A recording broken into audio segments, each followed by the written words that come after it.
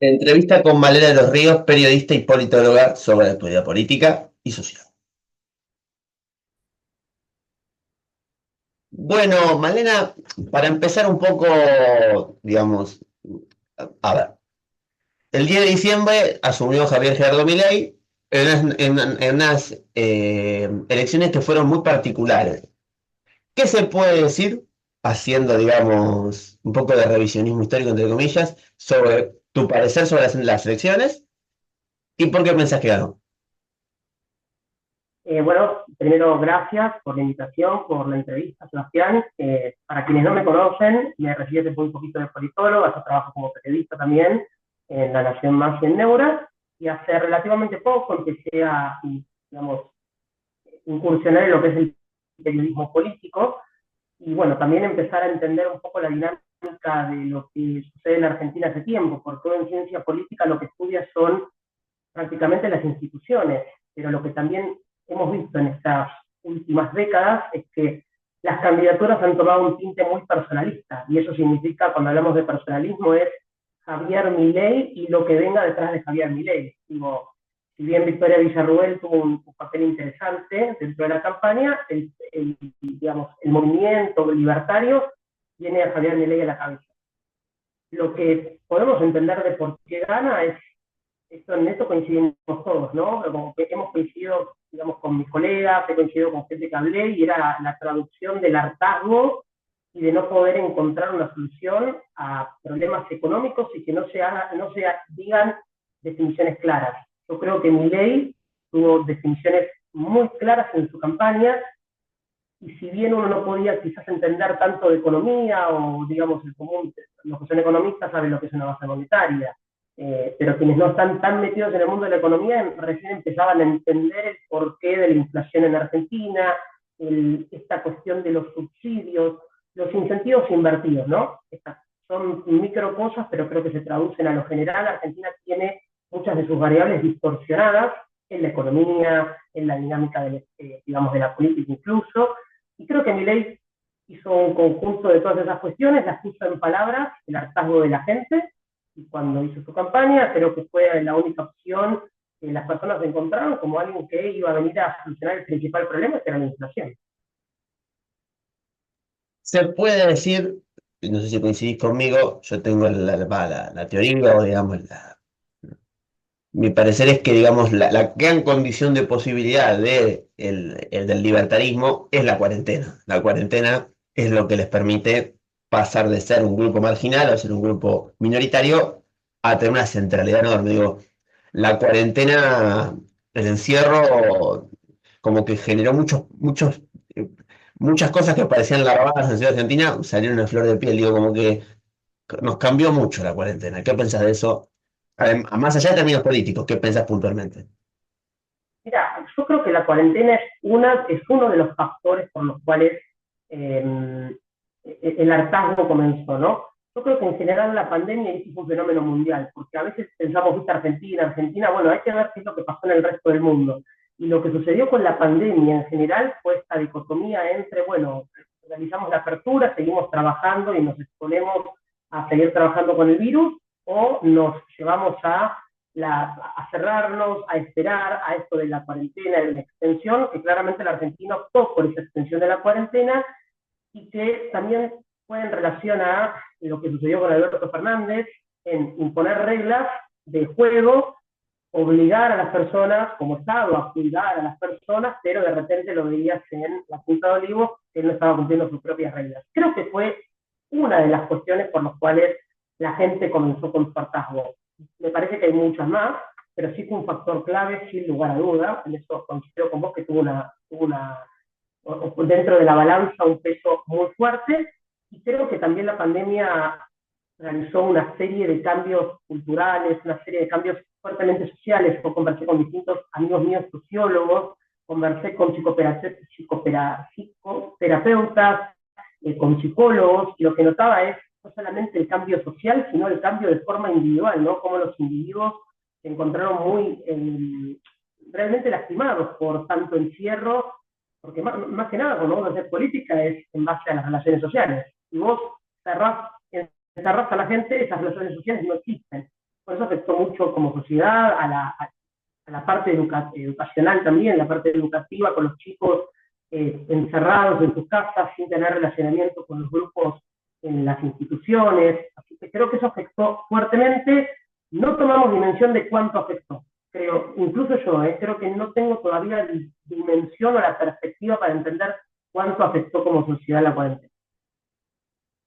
Sin duda, se puede decir que, digamos, que también afectó o en el momento de mayor fortaleza del gobierno de Alberto Fernández, el gobierno no podía convocar a la movilización por el tema de la cuarentena, que también de alguna manera la cuarentena de manera indirecta inclusive socavó la sustentación del gobierno de Alberto Fernández. Digo, como que el gobierno no podía encontrar el mecanismo inclusive en un primer momento, para mostrar cómo la gente se sumaba a la cuarentena. Mira, yo, por ejemplo, lo que siempre miro, esto, más que nada por la correlación que tiene con la correlación, o sea, la relación que hay entre este índice, que es el de la Universidad de Ditela, que es el índice de confianza del gobierno, y después con las elecciones, que es el que más se acerca. Y sí, la verdad que durante la cuarentena Alberto Fernández empezó a perder fuertemente, cada vez que se extendía más la cuarentena, perdía mucha más confianza por parte de la gente. Entiendo también que la pandemia es un fenómeno, un shock, de repente que nadie en el mundo se lo esperaba, pero bueno, el manejo en la Argentina no tuvo un efecto positivo, otros países lo manejaron de otras formas, realizaron una apertura mucho más temprana y también fueron coherentes en relación con su gobierno. Digo, si vos aplicas una regla, bueno, vos también la tenés que cumplir. Acá lo que faltó creo que también fue coherencia. Entonces, si vos decís, también vos tenés que ser y tenés que, con eso que vos decís, también cumplirlo. El gobierno anterior claramente no lo hizo.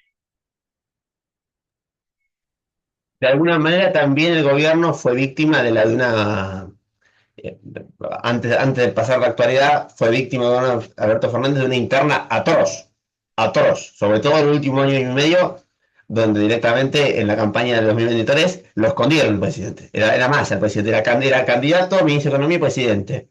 ¿Qué se puede decir de eso, digamos, de como, digamos, esa interna tan feroz? Bueno, mira, yo no lo pondría en otras palabras, quizás más que víctima, creo que él, cuando vos sos consciente que asumís como presidente con una vicepresidenta muy fuerte, que es la líder del partido, como Cristina Kirchner. Yo creo que ahí hubo un gran inconveniente al momento de asumir el rol presidencial, sabiendo que en algún momento de los 4 años iba a haber ahí un problema de liderazgo. Lo que yo creo es, bueno, él asumió esa posible crisis, viendo también la historia de los vicepresidentes y presidentes en Argentina, de hecho lo estamos viendo actualmente, nunca fue una relación digamos, siempre hay inconvenientes y más si son dos figuras fuertes. Yo creo que Alberto Fernández creyó que pudo destacarse como figura y poder separarse y generar un liderazgo mayor, o que pudo escindirse de la figura de Cristina, y en un país donde hay dos liderazgos en un sistema presidencialista, claramente eso no termina bien. Entonces, creo que ahí hubo distintas problemáticas que Alberto Fernández más encalló fuertemente, y esta cuestión que vos decís, ¿no? De Massa como superministro de Economía, Cristina terminó apostando, y bueno, la verdad es que creo que Massa fue el candidato más competitivo que pudo haber tenido, incluso perdiendo, ¿no? Terminó aceptando ese liderazgo, y bueno, el fenómeno del gobierno de Alberto Fernández y Cristina estaba totalmente detonado, cosa que después se tradujo en las elecciones. Sin duda, digo, a la experiencia del frente de todo, y con eso terminamos con el gobierno de Alberto Fernández. Me parece como que le faltó un contenido político claro, me parece que hubo una cuestión táctica, 2019 muy marcada, pero como que no.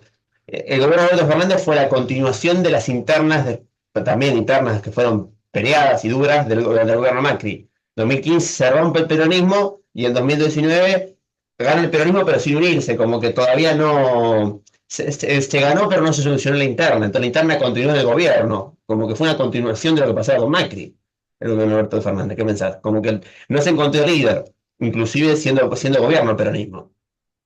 Bueno, Pero en ciencia política dicen que nadie gana, sino que se pierde. Yo no creo que sea tan así. Hay que analizar cada elección en particular. Sí creo que, a ver, un oficialismo, si los oficialismos pierden, sin lugar a dudas. Si el oficialismo hace bien las cosas, la gente lo va a volver a elegir. Digo, ahí se subestima fuertemente a las personas, pero creo que si bien los oficialismos pierden, hay un componente ganador analizando cada elección. Yo creo que Milei tuvo un componente ganador y tuvo un oficialismo totalmente derrotado. Lo de Macri creo que fuertemente, ahí se puede decir, ¿no? Que hubo un oficialismo que perdió, que no fue a fondo con las reformas, con distintas cuestiones que se plantearon desde el inicio y que luego no se pudieron sostener. Entonces, bueno, eso la gente lo terminó por no encontrando la vía o la solución, y bueno, el peronismo por lo general es un partido que es el que siempre vuelve, ¿viste? Entonces, la alternativa fuerte en ese momento fue Cristina con una, como vos decís, táctica. Ella tuvo una táctica, la verdad, de nombrar a último momento a su candidato a presidente, y bueno, eso fue lo que terminó colocándola como ganadora. Yo digo ganadora porque si bien Alberto Fernández fue el que presidió, eh, Cristina tiene, claramente se notó que si ella tenía si ella no estaba de acuerdo con alguna decisión, se generaba un conflicto muy fuerte de gobernabilidad. digamos que en el sentido estricto, Cristina todavía, digo, la actitud de Cristina de querer ser presidenta del PJ ahora también demuestra que inclusive con 72 años que tiene Cristina, no quiere relegar el liderazgo. Ella quiere mantener la lapicera en la distribución de listas, inclusive. Sí, incluso yo creo que también quiere mantener su liderazgo. Lógicamente, el kirchnerismo, bueno, tiene puesto su nombre, ¿no? O el apellido en realidad de Néstor, que ella también, bueno, lo tiene por casamiento, pero digo, ella es claramente la persona que lidera el partido. Y hay algo adicional, ¿no? Que tampoco se encuentran otras figuras de liderazgo. Se encuentra también hay una interna del peronismo muy fuerte, esta cuestión de querer algunos personajes de la política como Axel Kicillof, también queriendo resaltar y mostrarse como opositor, pero creo que si bien Cristina no lo quiere renegar, no hay otra figura que, hablando con personas del peronismo, encuentren como alguien que hoy pueda llevar adelante el partido. Entonces, ahí hay bueno, también yo siempre creo que los liderazgos los elige la gente. Entonces, Cristina hoy es, si vos tenés que decir quién lidera el movimiento, y sí, Cristina. Máximo Kirchner dijo que hay tres liderazgos: el de Macri, el de Cristina y el de Milei. ¿Qué se puede decir del liderazgo de Milei? En relación a qué. No, en ese sentido, digo, me incluyo en estos análisis porque no quiero ser, no quiero, a ver, hacerme cargo de los análisis que hago y desde la postura política que tengo. En diciembre no me imaginaba que Milei en noviembre iba a estar como está ahora. Tenía una postura un poco más, bastante más risueña y caricaturesca sobre este presidente de la nación, para decirlo de manera respetuosa. Pero al fin y al cabo llegó. Digo, es más complejo el personaje de lo que a priori parecía en los editoriales de diciembre. Recuerdo, por la página 12, las columnas de opinión de página 12 no decían cosas muy distintas sobre lo que iba a estar pasando, no en noviembre, en mayo, en abril. Digo, es distinto a lo que se pensaba el presidente. Tiene otras cosas en la cabeza, a eso me refiero. Más complejo, no es tan caricaturesco como se pensaba en un principio.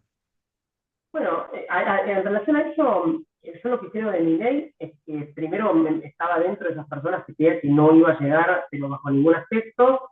Eh, Más que nada por una mirada bastante tradicionalista de la política, errada, de que iban a estar las grandes coaliciones.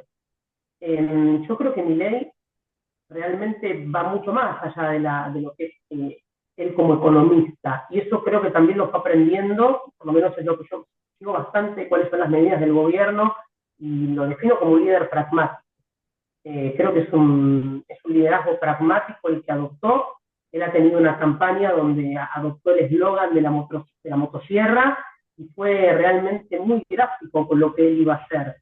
Entonces, vos te encontrás con una crisis en el mundo de lo que es la política tradicional, te encontrás en Argentina con una situación puntual donde hay un gobierno le miente a la gente, que establece reglas y que esconde ciertas cuestiones, como hablo, no te digo lo de la Quinta de Olivos, pero ha habido otras instancias donde la gente desconfió totalmente porque, no, porque le han mentido a su electorado principalmente y al país.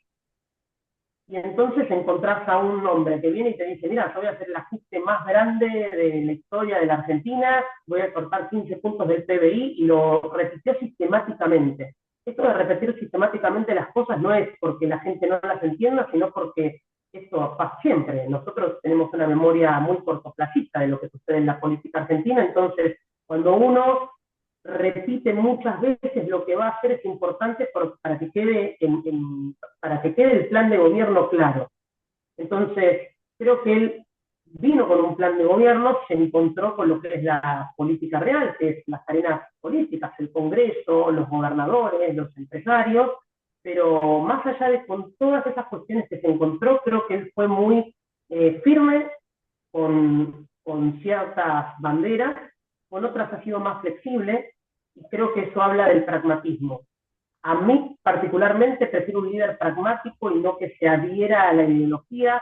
Yo creo que recién pasó un año, uno va a poder definir esto si realmente lo concretó al final de su mandato, porque digo, hasta el momento viene siendo pragmático. Yo creo que el kirchnerismo lo que hizo fue, en sus 8 años de gobierno y en los últimos 4 que se realizaron, a aprenderse, digo, a agarrarse mucho de la ideología sin entender lo que estaba sucediendo en el contexto a nivel internacional.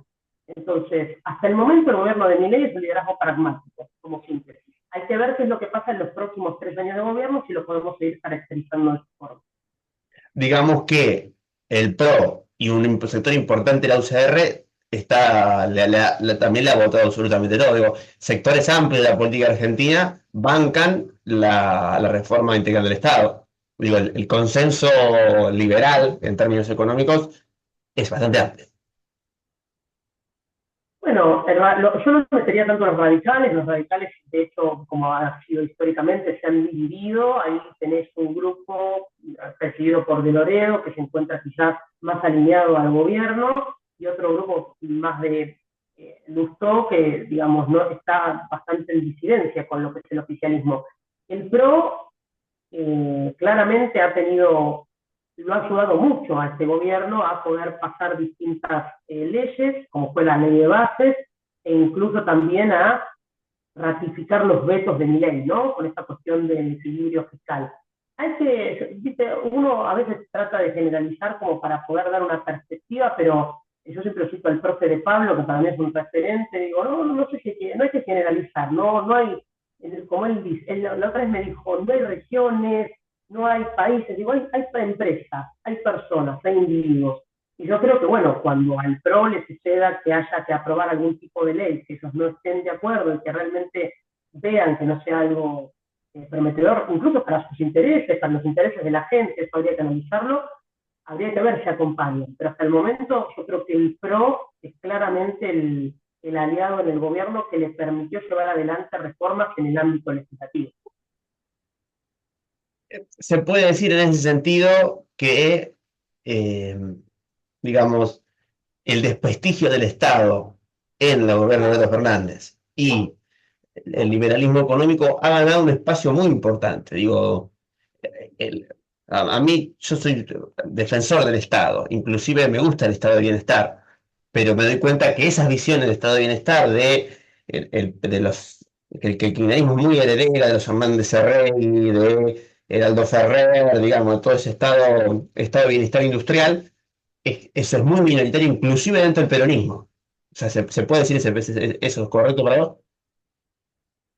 Mira, yo lo que creo es que el movimiento antiestatal sucedió post pandemia en el mundo, no solamente en Argentina. Esto es un fenómeno mundial. Entonces, eso sucedió por las distintas políticas, sucedió también por variables económicas. De hecho, lo podés ver en Estados Unidos, donde nace un Trump, o por lo menos en un segundo mandato de Donald Trump, porque la gente no le termina perdonando la inflación a Joe Biden. Y esa inflación fue debido a tener que mantener ciertas políticas asistencialistas o de beneficios, porque vos tenías en el medio de la pandemia con una fuerte recesión y salieron los estados a imprimir. Eso sucedió a nivel mundial y eso es lo que te puedo decir desde el lado político. Desde el lado económico no soy especialista, me gusta, trabajo con gente de economistas, pero no sé si puedo dar una definición, digamos, o un análisis certero en función a eso, pero sí en base a lo político, la gente estaba cansada de la presión del Estado, de la presión impositiva, y en Argentina sí pasó algo a nivel fiscal, donde una clase media cansada de pagar cada vez más impuestos con una alta inflación. Cuando hablan los economistas de que íbamos hacia una hiperinflación, yo no la viví, pero tampoco, pero lo que veíamos era que semana a semana los precios iban aumentando digamos, de una forma muy acelerada. Entonces, claramente el modelo económico que se estaba llevando en el gobierno anterior no era, o por lo menos el indicado, el control de precios y demás. Yo creo, a mí el Estado, me parece que el Estado es necesario, de hecho lo vimos en situaciones puntuales, como fue Dana allí en España, donde la gente pedía que el Estado esté presente. Lo que yo creo es que un Estado presente tiene que estar en coordinación y también delineando las reglas del juego en lo económico para que el privado pueda generar el empleo, pueda generar también distintos, o mejorar la riqueza del país, ya que el empleo, o sea, ya que el sector privado es quien genera la riqueza. Entonces, el Estado tiene que generar las reglas del juego para que los privados se puedan mover, digamos, de forma de que puedan beneficiar al país. Después, en relación a lo que es el movimiento antiestatal, bueno, eso tiene que ver con un Estado que se ha maximizado y que no ha podido afrontar las demandas sociales. Eso es lo que yo trabajo, por ejemplo, mucho con jubilados. A mí me llegan muchas consultas de jubilados en relación a la ANSES, a distintas instituciones. Entonces, yo noto en esos reclamos esta cuestión del estiramiento, la burocracia, en muchas de las jubilaciones que no se terminan cobrando porque están mal calculadas, personas que tienen que comprar un auto, pero un auto que está con la mitad de los impuestos, pero tienen que comprar un seguro que asegura todo el auto. Estoy hablando de micro cosas, que lo que se notó es que el Estado hacía un poco más difícil el día a día. En ese sentido, de alguna manera, cuando hablábamos del pragmatismo de Milei, se ve básicamente, bueno, la aprobación de la ley bases, pero digo, también, voy a un tema anterior y después volvemos a ese. El tema el peronismo también está como en un estado de ebullición. Todavía no hay no es tajante la oposición al gobierno de Milei. Al principio la CGT toma la posta, pero después negocia la CGT. La CGT ya para mediados de año ya había bajado bastante su combatividad. Como parece que pegaron una trompada y después se recularon. ¿Qué se puede decir de que por ahí la oposición todavía no termina de cuajar? Yo creo que la oposición no tiene una respuesta para los problemas que tiene la Argentina claros, porque cuando yo analizo qué es lo que propone la oposición, no me termina de quedar claro qué es lo que va a suceder y cómo eso se va a traducir en el día a día del ciudadano. A mí, eso es a mí como ciudadana que estoy hablando, ni siquiera como analista. Escucho, la verdad que escucho bastante streaming de la oposición, escucho podcast, he escuchado la otra vez a Matías Culpas en un podcast Policy Maker que se llama, escuché la entrevista completa, estoy atenta a ver qué es lo que proponen. Lo que pasa es que no encuentro solidez. Entonces, al no encontrar liderazgo, si no encontrar propuestas sólidas, esa fragmentación le sirve mucho al oficialismo, porque incluso si el oficialismo se equivocase, y supongamos que Milei diga yo no voy a dar marcha atrás en esto, que puede ser una equivocación para la Argentina, se encuentra frente a una oposición que está totalmente fragmentada y carente de propuestas. Entonces, en ese escenario le dificulta el peronismo, incluso se le dificulta a los sindicatos, porque a los sindicatos se le dificulta también. Vos fíjate que el sindicalista es quien tiene que ir a pelear por paritarias, por mejoras o por beneficios para el trabajador. Y vos te encontrás con un 40% de informalidad. Entonces, ese 60% que está trabajando, también tenés un porcentaje que refiere a monotributistas, que no tiene sindicatos en el medio que definan sus precios, sino que se relaciona a los servicios que presta. Entonces, ese porcentaje se achica cada vez más. Y las paritarias y los beneficios y las vacaciones es selectivo, es solamente para un porcentaje del ciudadano. Y eso se debe también a las políticas que se han llevado, donde la informalidad en la Argentina, la persona que se ha insertado, o incluso el empresario que se ha insertado en relaciones informales con el trabajador, no han tenido altos costos sumado a el contexto inflacionario. Digo, son muchas variables donde lo informal no ha tenido costo y la persona que está en la formalidad tiene un costo altísimo por la carga impositiva que existe. Y además, en muchos casos, inclusive al trabajador le conviene estar en negro, como se dice coloquialmente, que en blanco. Pues para ganar lo mismo con esas cargas impositivas, para ganar en blanco, y tiene que, o sea, digo, proporcionalmente le conviene estar en negro que en blanco. Digo, en los trabajos, digamos, donde los salarios son más bajos, tiene que ganar mucho más para estar en blanco.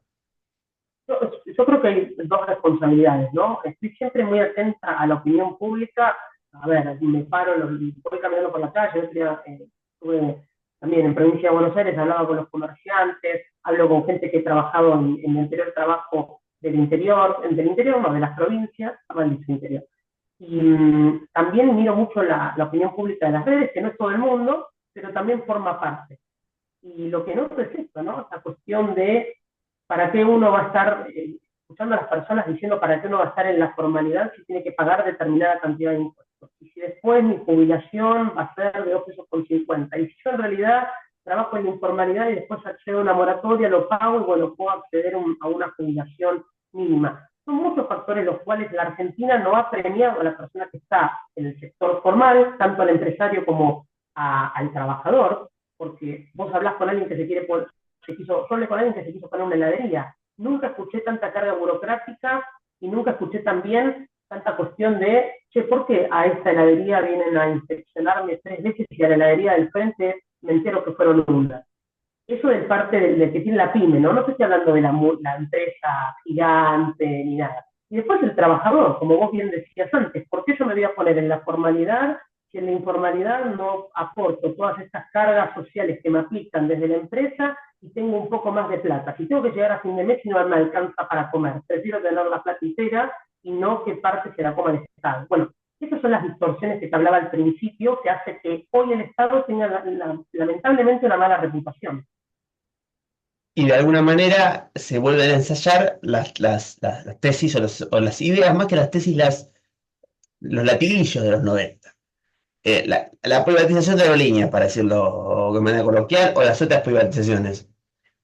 Creo que va a demandar muchos años, porque va a haber amparo, ida, vuelta judicial, compradores, no compradores. Pero digo, en el caso de Aerolíneas Argentinas, privatizar Aerolíneas, que había sido uno de los caballitos de batalla contra el kirchnerismo, que siempre hacían el cálculo de cuánto daba por día sin contar cuánto pagaba de impuestos, porque si uno mira cuánto da el Estado, pero también paga impuestos a la empresa, tampoco, en algunos casos queda casi empatado. Digo, ¿qué se puede decir del caso de Aerolíneas Argentinas y de la lucha que están haciendo los pilotos? Digo, como un ejemplo en la mirada de empresas que el Estado le quiere tirar, el gobierno le quiere tirar a los privados. Mira, yo no soy especialista en aerolíneas argentinas, no estudio el caso, no tengo acá los números para darte específicamente si es correcto o no privatizarlo, eso debería decirlo alguien que es economista y que está más interiorizado, pero sí creo que cualquier piloto y cualquier trabajador que esté realizando un reclamo para que le aumenten el sueldo porque está por debajo de lo que ganan en la región y demás, es válido. Es cierto que en general lo que ha dispuesto el gobierno y lo que está buscando es que el esfuerzo lo hagamos todos. Y cuando hablamos de privatizar, bueno, lo que yo he visto en los 90, la privatización de aerolíneas fue digamos, la más complicada. De hecho, hubo distintos problemas en su momento con Menem, bueno, con la empresa Iberia. Fue bastante caótico, fue una de las peores privatizaciones, por así decirlo, porque otras privatizaciones han salido bien. Yo creo que hay que evaluar fuertemente esta cuestión de si la empresa o no genera un déficit. Eso lo podrá decir un economista que tiene acceso a esos balances o a estas, en teoría el balance público, ¿no? Pero creo que eso a nivel político lo que demostró es el poder que tiene el gobierno al momento de la negociación. Y eso es importante porque lo que sucedió con Aerolíneas se vio que es casi inédito. En otro momento creo que la gente lo hubiese dicho al gobierno que haga algo, pero hoy creo que la gente también se agarró con Aerolíneas. ¿Y esto por qué es?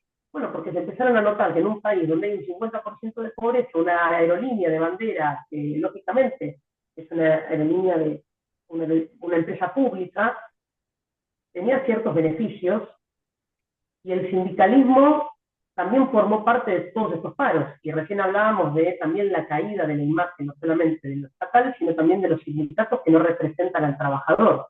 Bueno, creo que todo se concatena con todo, y el gobierno tuvo un poder muy fuerte en relación a su política de déficit cero que no se iba a doblegar, y bueno, eso hizo que algunos sectores empiecen a entender que el gobierno iba a seguir de esa forma, que todavía mantiene una imagen, digamos, de la gente, una imagen pública positiva, por lo menos que le permite sostener sus políticas.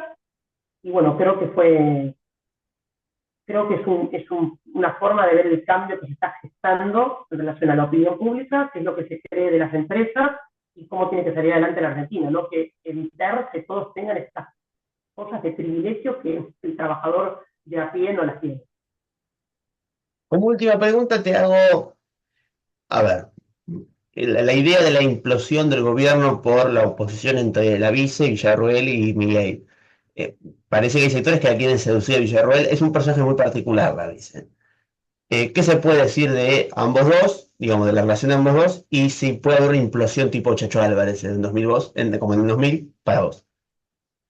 Mira, para mí es una situación totalmente distinta. La otra vez yo ponía en Twitter que ellos eran del mismo espacio y alguien me dice, no son del mismo espacio, porque uno conforma.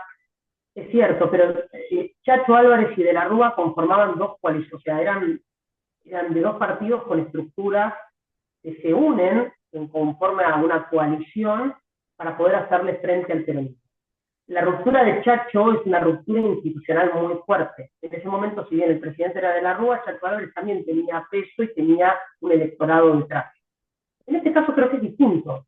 Victoria Villarruel y Milei, insisto, si uno tiene que medir o preguntarle a las personas quién realmente está llevando adelante el gobierno, y te van a decir Milei. Independientemente de que Victoria Villarruel creo que es una figura fuerte en la vicepresidencia, eso genera problemas, siempre genera problemas, porque no es que vas a encontrar una persona que, digamos, dos liderazgos, porque los roles son totalmente distintos. Un vicepresidente, por constitución, es primero el presidente del Senado, fundamental para tener, ni siquiera es senadora. El otro día escuchaba a una diputada decir que ella era bueno, que estaba cobrando. No, no, ella no es senadora, y cobra tampoco como un senador, cobra como un vicepresidente, e incluso solamente tiene la forma de votar al nivel del desempate. No vota ella como senadora. Después cubre, lo digo cubre siendo bastante coloquial, cuando Milei está en ausencia, o sea, el presidente se va de viaje, puede llegar a pasar algo a nivel de salud y demás, quien se queda presidiendo es el vicepresidente. Y después tiene otras tareas como dar, distintos informes en relación a cómo está sucediendo la dinámica intergubernamental y demás. Lo que yo creo es que no le hace bien al gobierno que estén peleados, porque Victoria tiene, digamos, como es una figura fuerte, tiene personas que la entienden como electorado, tiene personas que la votan a ella, que la han votado también como fórmula con Javier, y que la vea el peronismo como una alternativa. Bueno, quizás tiene que ver con lo que comenzamos al principio, ¿no? Esta cuestión de no encontrar una figura, y ellos están buscando la fractura en el oficialismo para encontrar una figura a ellos fuerte, lo cual yo creo que habla bastante mal del peronismo, pero habla mal en el sentido de que no pueden encontrar un liderazgo propio dentro de su espacio. Ahora, el Alias peronismo, Guillermo Moreno. Alias Guillermo Moreno. bueno, sí, el tema es que Guillermo Moreno tracciona mucho en las redes y es un personaje que atrae público y que tiene sus propios defensores, pero traducido en las urnas lo hemos visto y no ha ni siquiera superado el umbral de las PASO. Entonces, eso con Milei sucedió, con Moreno no. Lo que creo también es que el peronismo es un espacio, al igual que Milei, pragmático, donde hay un texto, no me puedo acordar el nombre, es de una mujer, una autora, que habla sobre la flexibilidad que tiene el peronismo en Murillo, es el texto de Murillo, donde habla de la flexibilidad que ha tenido el peronismo y por eso que ha sobrevivido tanto tiempo, ¿no? Massa era intensado que forme parte del espacio, hablando de barrer a los dioses de la cámpora, y después terminó siendo el candidato más competitivo. Lo mismo sucedió con Alberto Fernández, lo mismo sucedió con Menem. Digo, Menem formó parte del peronismo, mucha gente se olvida, pero Menem fue del Partido Justicialista y llevó adelante el movimiento totalmente contrario a lo que podría hoy hablarse de peronismo, ¿no? Privatizaciones, menor presión del Estado y demás. Entonces, eso habla mal de que ellos no pueden encontrar algo dentro de su espacio, pero no me sorprende, porque el peronismo ha sobrevivido a lo largo de los años porque incorpora a Victoria Villarroel, que es parte del movimiento, o sea, parte del gobierno y de la libertad avanza. Habría que ver si Victoria Villarroel realmente tiene interés en eso. Eso no lo podría ni siquiera definir porque no tengo ni información. Pero es interesante lo que plantea. Sí, bueno, nos quedan 3 minutos y cosas, y hago una reflexión y terminamos.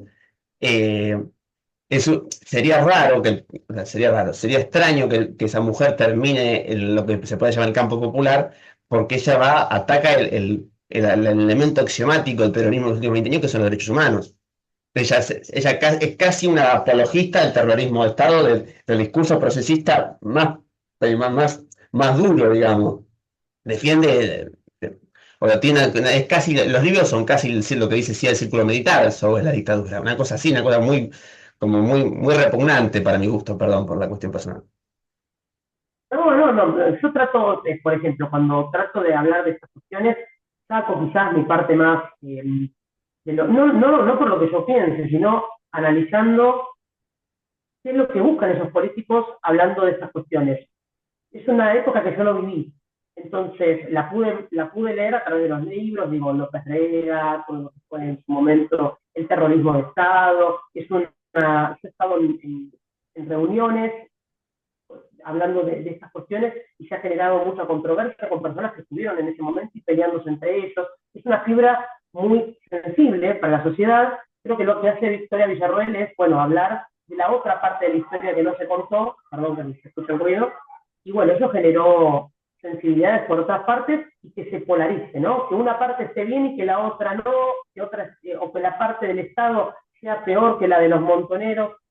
Y yo creo que son las dos historias que se tienen que contar. De todas formas, creo que el peronismo, al ser tan flexible con sus candidatos, la persona que menos te pienses, ellos pueden tener digamos, la decisión de incorporarlo. Hay que ver si del otro lado también quieren hacerlo.